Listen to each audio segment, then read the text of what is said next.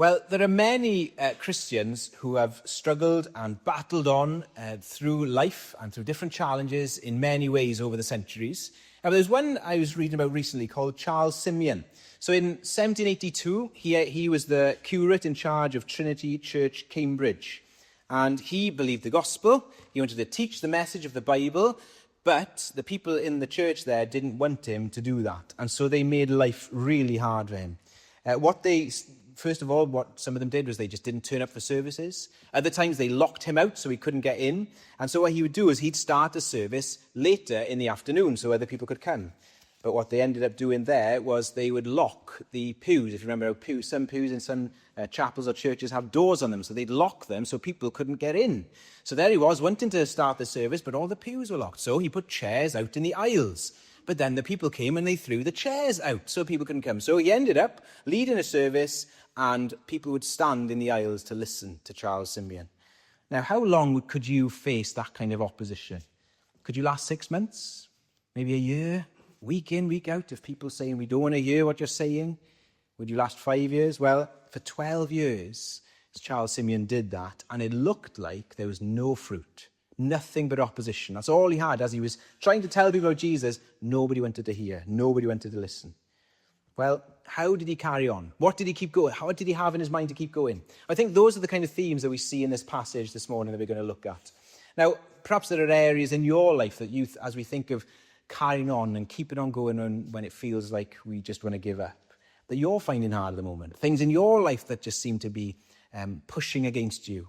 And it's really hard. Well, there is hope in this passage this morning. I pray that for each one of us, and myself as well, as we look at this, we'll be encouraged to keep going, even when we feel like giving up.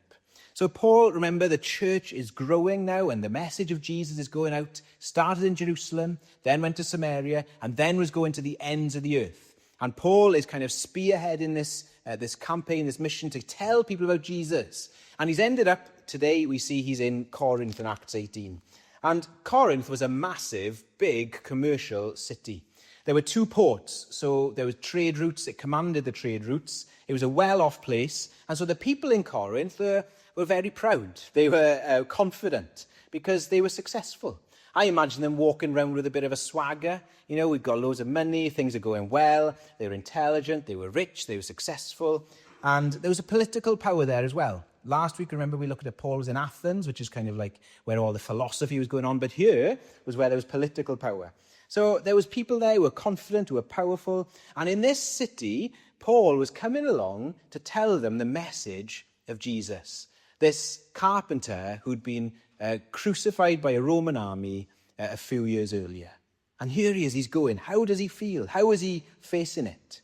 You know, here is the message. The message of the Bible is, you can't do this on your own. You can't be good enough for God, but Jesus has come down in order to forgive you and restore your relationship to God. He's made the first move. And he's coming to people who are successful and confident and saying, on your own, you're not good enough. You need Jesus. Now, that's a pretty intimidating thing to share, isn't it? I imagine kind of similar today, maybe going to the City of London, and there's millionaires there, you know, driving around in their Lotuses. They've worked hard. They've got to the top of their company. They've just come out of a meeting where they've been telling the boss how successful they've been. They've just got yet another promotion. And you're coming up to this person and saying, yeah, you need Jesus because you can't do this on your own. What's the response? What do you mean I can't do it on my own? I think I'm doing pretty well, thank you very much. The message of Jesus comes against that. And so how was Paul feeling? Well, there's that thing to battle. But also on another level in Corinth, it would have been very different sexual ethics to what the Bible teaches. So there was one mountain behind the city, and on that stood the temple of Venus, who, if you know anything about the gods of the ancient age, then Venus was the goddess of love. So as part of that temple, there would be 1,000 prostitutes roaming the city and streets by night. Being a port city, you've got sailors, you've got 1,000 prostitutes. You can see what that's going to end up being. And into this situation, Paul is saying, now I want you to live for Jesus, for him to be your Lord, not you and your emotions or your feelings. And so Paul is facing those challenges, but as well, if you remember what we've been looking at in Acts, this is his second missionary journey, and everywhere he goes, he is literally battered. Yeah, so He has faced stones being thrown at him and Barnabas in Lystra. When he was with Silas, he ended up being beaten and put in prison. He was flogged in Philippi. He's fallen out with some of his friends. Remember John Mark. Jews are constantly chasing him out of places. They don't want to hear the message of Jesus. He's facing persecution and threats, and city after city after city. He just gets beaten, he gets hit, he gets put in prison, something like that. Oh, he has to just escape. Now, Paul is a human. He is weary, he is tired. And he must be thinking, what am I going to come up against here? What am I going to face in this intimidating city? What's going to happen? And in fact, we see in the letter to the Corinthians, he gives us an insight into how he's feeling. Because he tells us he is feeling, and he comes to Corinth, I came to you in weakness and trembling. So that's how he felt, coming here. Paul is weary, he is tired. Facing a beating, even if it's for the 5th time, it doesn't make it any easier, does it? His scars haven't healed from the last time that he was hurt. So Paul is really struggling. And then verses 1 to 6, what do we see? Well, he hasn't got enough money to keep going, so he has to make tents and sell these tents to be able to help him to survive. So he's struggling along with that. Now, Paul is probably close to burnout here. And what is happening?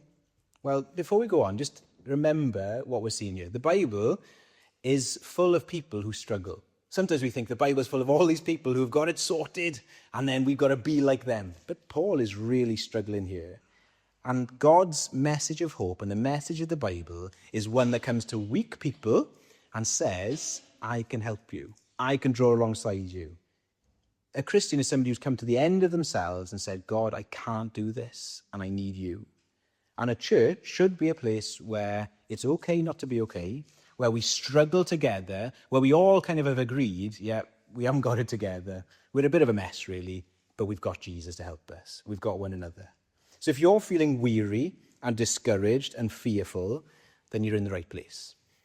And so as we come to the Bible, there's one person, only one person who is perfect, and that's Jesus. Everybody else we see in the Bible struggles on. And so the message of this passage is, God knows your situation, he knows what's going on in your life, and even in the dark times, he is still at work. Even in the dark times, he's still at work. When God feels distant, he's still at work. See, God isn't busy doing something else and your life feels like it's just nothing's happening. He's always at work in us. And so today in your life, however you feel, he's working in some way. I don't know if you know much about the Chinese bamboo plant. Do you know anything? I didn't know much about it till I read this. But if you plant the seed of a Chinese bamboo plant, you don't see anything for 4 to 5 years. It's interesting, 4 to 5 years and there's nothing. And then suddenly, in the 5th year, it can grow up to 90 feet tall in 5 weeks. But you have to keep watering for those 4 or 5 years because the root system is growing deeper and deeper. It's a complex root system to be able to sustain this massive growth. Now, sometimes we can feel a bit like that seed, can't we? It looks like there is nothing happening. I just feel like I'm standing still. Maybe spiritually, I just feel like, God, what are you doing? But actually, he is at work. There are things he's doing in our life in the seasons that feel like there's no fruit or no evidence of growth. He's doing things in our heart and lives. So God is working in you, even if you're in a season where it seems like he's not. But here, Paul is struggling along. How does he keep going? I want us to see 3 things in this passage today. Where if we feel like giving up, which I'm sure many of us do at times, here are 3 things for us to see. The first is this. Look how Paul leans on others and how we need to lean on others. Now, often we think of Paul, the great untouchable missionary. There he is charging through Europe, telling people about Jesus. But actually, if you look, every time we meet Paul, he's got somebody alongside him or a team of people with him. He's never kind of there on his own, just doing it, not wanting other people. He needs other people. And in verse 2 we see, notice he's come to know a Jew named Aquila and his wife Priscilla. So Priscilla and Aquila is a good name for a couple, isn't it? Good matching there. Priscilla and Aquila, there they are, and they are tent makers, and so he gets alongside them. They're already Christians, it seems, and so they're there to help and encourage each other. And Paul is with them every day, and so they're a support to him.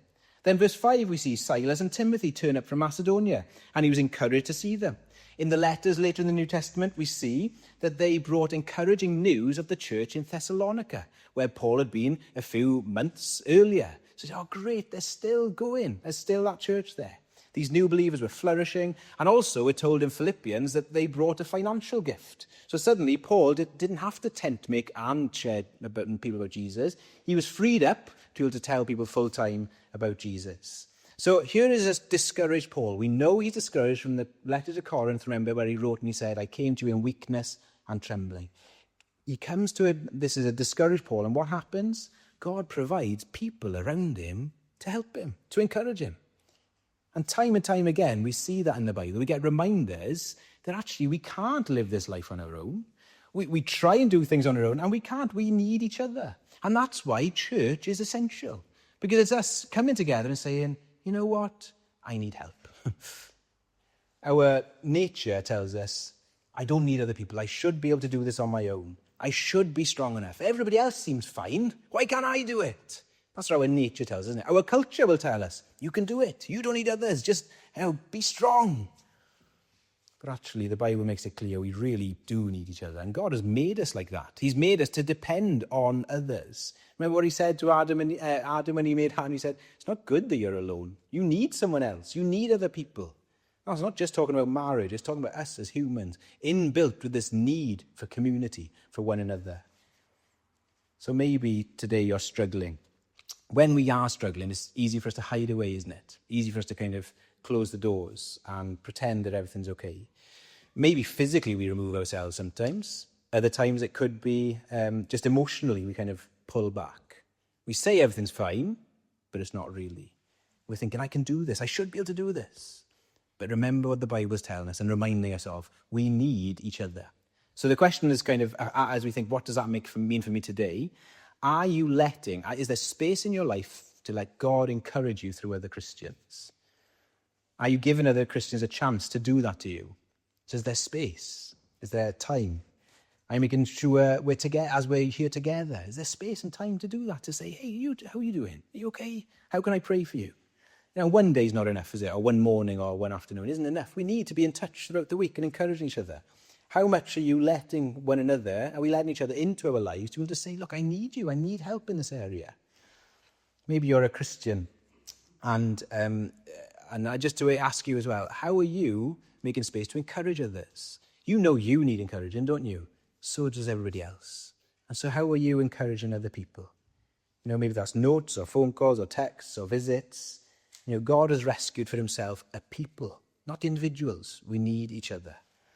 So how do we keep going when we feel like giving up? Number one, we lean on others. Secondly, this is the second thing we need to do. We need to listen to God's promises. Listen to God's promises. So Paul was in the middle of this tough time in Corinth. What happens to him? Well, he's there in the synagogue and he's reasoning with them. Remember what Paul always does. He comes to a city and he goes to the Jews first and says, look, your promised King Jesus, he is the Messiah. He's the Christ. He's the promised one. And many times he gets a tough reaction, even though some do believe. But look what we're told. They opposed and reviled him, and he shook out his garments. So in the middle of this time, here is this time comes and the Jews again kind of turn against him. Imagine Paul's heart here, and thinking, oh, not again. And so he's discouraged, he's struggling. But what happens in verse 9? Look there with me. And the Lord, that's Jesus, said to Paul one night in a vision, do not be afraid, but go on speaking. Do not be silent, for I am with you. And no one will attack you to harm you, for I have many people in the city who are my people. So what is happening here? Well, Jesus appears to him in the vision in the night, and he says, don't fear. Don't be afraid, Paul. Keep going. You know, keep doing what you're doing. Keep speaking. Why? Because I'm with you. I'm going to protect you. I'm going to look after you. There are lots of other people still to trust in Jesus in this city, so keep on going. What an amazing encouragement that would have been to a Paul who is struggling. He's limping along. And then Jesus turns up and says, look, listen to these promises. Now, it's interesting, isn't it? Paul's attitude, he says, look, there's lots of people still to become Christians. What does he do? Does he say, all right, if there's lots of people still to become Christians, I'll go to the next city? No, he says, verse 11, so he stays there for even longer. And he stayed there for 1 year and 6 months. He says, right, if Jesus got people, I'm going to go and find them. That's his attitude. He says, he has a people, I will find them.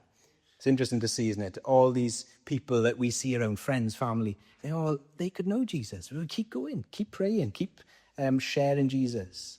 But sometimes you might think, well, if I'm struggling, I'm limping along, and Paul here turns up to him, and Jesus speaks these wonderful promises to him. Well, I'd love that. Why can't that happen to me? Why can't I have this vision of Jesus to say, here is the promises?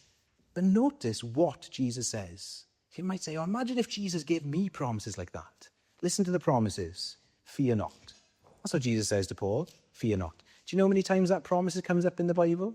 Over 360 times. Time and time again, God says to us in his word, fear not. What's the next promise he tells Paul? Behold, I am with you. Again, a command we see throughout, all the way through the Bible, all the way through the Old Testament. God tells his people, I'm with you. I won't leave you. I won't forsake you. So Jesus isn't saying anything new to Paul here. These are old promises. So the same promises are coming to Paul at just the right time he needs to hear them. And that's why we need to keep on reading the Bible, because that's where we see God's promises. We pray that God would take these words, the Bible, and he would make it come alive in our hearts by the Spirit. And that is why when you read the Bible, depending on God, time and time again, he will bring these promises. He will show us things that we've forgotten or that we need to hear. I wonder if you're fearful today. God's promise to you is, don't be afraid. God says, I'm the one on the throne. I'm the master, the Lord of the universe. All things are in my control. You can trust me, so don't be afraid. Maybe today you're doubting God's presence. Maybe he feels distant from you. God says here, I'm with you. I'm with you by my Spirit. I will never leave you, never forsake you. And think of what the Great Commission is when Jesus, just before he went back to heaven, what did he say? I am with you always, even to the end of the age. I won't leave you, won't forsake you. It's interesting, isn't it? Paul as well gets the promise here from Jesus. He says, I am with you. No one will attack you to harm you. Think, well, is that true for us then? If we trust in Jesus, I'll be safe. I'll never face any harm in this life. Well, we can kind of claim it in one sense, in this sense. Romans 8:28 says this, all things work together for good for those who love God and who trust him. So let's see what that means. Ultimately, nothing can harm us. Does that mean that nothing will hurt us? Not at all. We will struggle. We will go through painful times. But we can know that ultimately we're safe in God's hands, and nothing that comes into our life comes without going through the filter of his kindness and his love and his grace towards us. What a promise. Yes, the pain will come, but God can use it for my good. So with these promises here is what God tells us, and they come to us. So yes, I'd love Jesus to appear to me and give me promises, but he already has. And they're in his word, and he keeps repeating them so that we don't miss them. And also, there's an encouragement here, isn't there, for us to keep on telling people about Jesus, because he says, I've got my people. I've got my people. So when you tell people about Jesus, he knows people will want to believe. So Jesus isn't saying anything new to Paul here. Old promises come with fresh power. And that's something to praise. And as we read the Bible and as we seek to hear God speaking through his word to us, is to say, God, I want you to speak to me. I need your promises. There's a lovely example of this in Joni Eareckson Tada's life.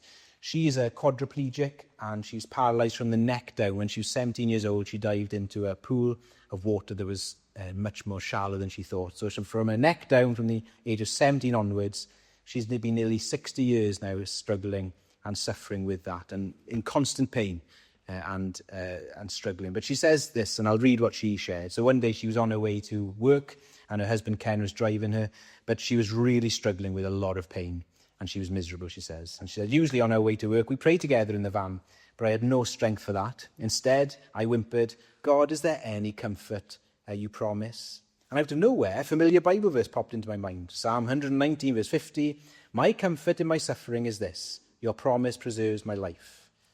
Johnny, there's your comfort. The Spirit seemed to be whispering, lean on God's promises.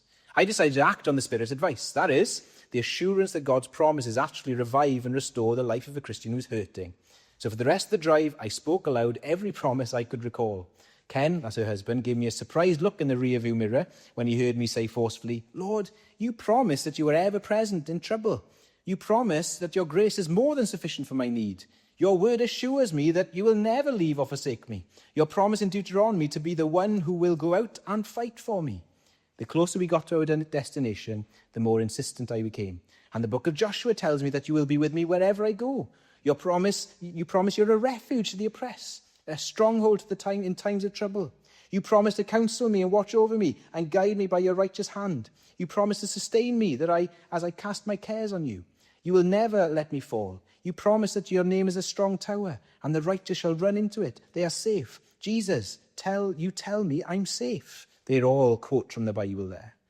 And by the time I arrived at the office, something had changed. I had courage. My pain was still throbbing, but I had a supernatural strength to endure it. God's promises had renewed and refreshed my life. I had peace and power and no longer felt defeated. I could head into the day, all because I cried out to you, Lord. I smiled. Most of all, I thank God that over the years, I'd hidden so many Bible promises in me, and since my hands couldn't reach for the Bible or even hold a smartphone, I'd learned the value of memorizing God's word. It helps when your hands don't work. This shows just her view on life, that even though she was struggling, she saw God's hands in all things. So let's encourage each other with these promises. Let's remember the promise of God, old promises in a fresh way.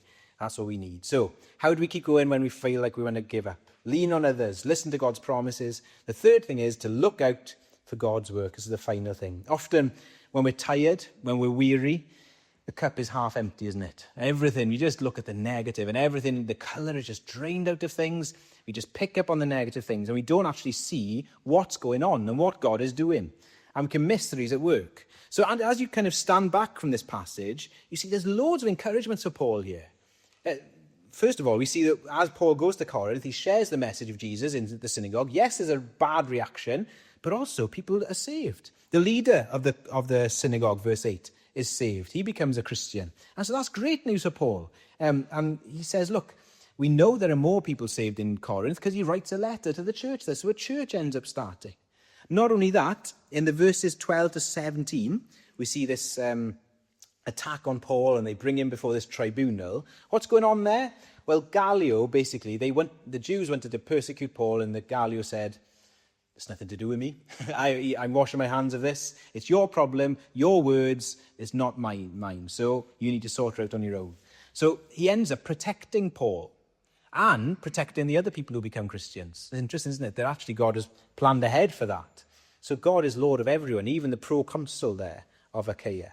So he's saying, look, you won't be harmed. I will look after you. And this is a fulfillment of God's promise.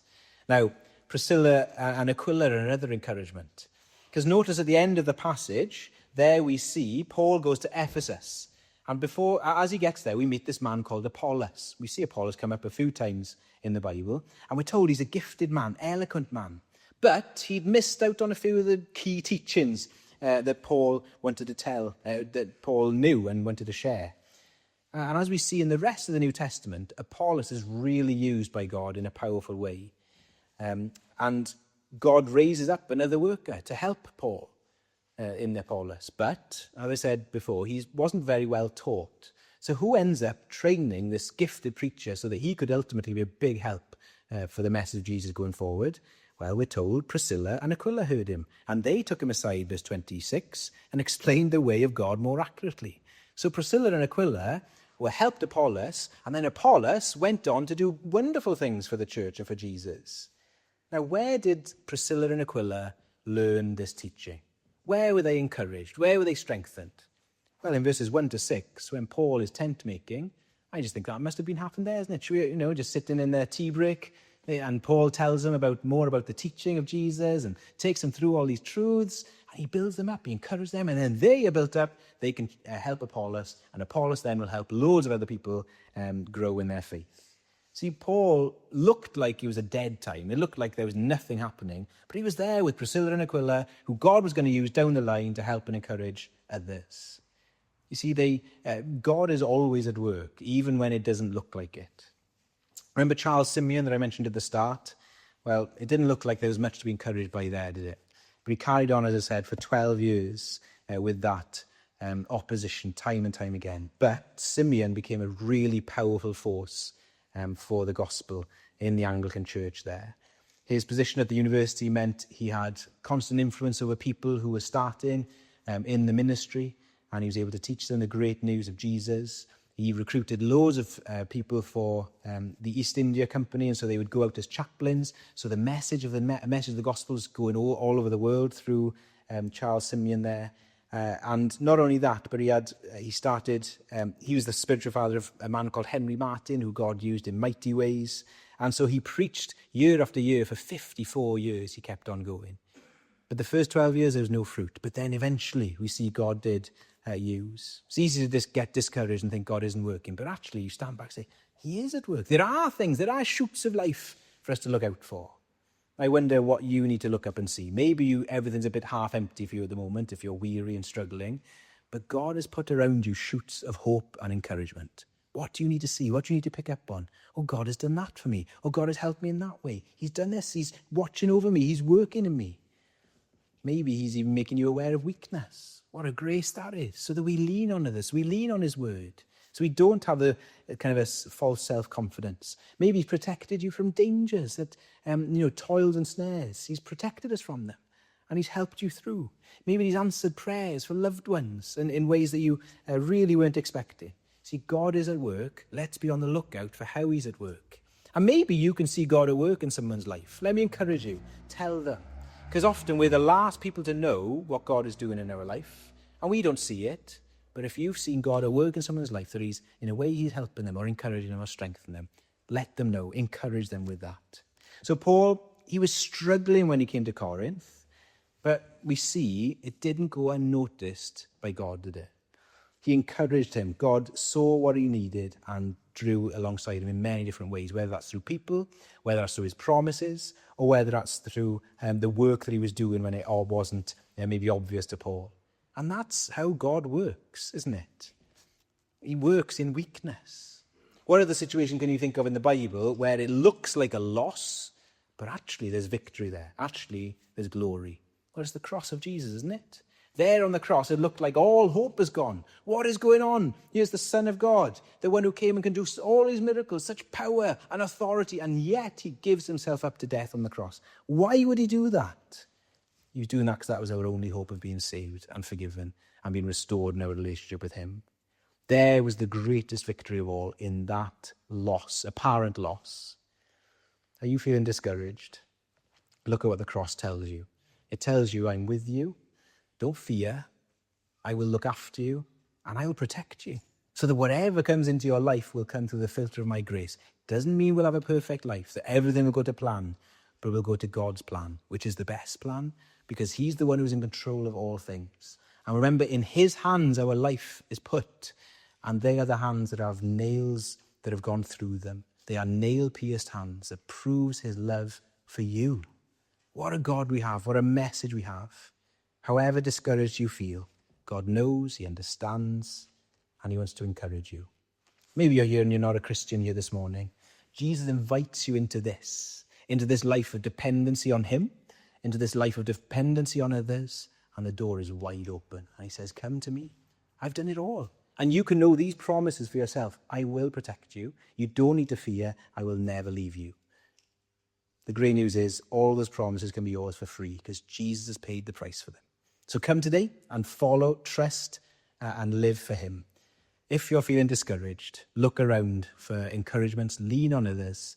Let's look to the promises of God and let's look out for his work and encourage each other with that. Let's pray before we sing our last song together.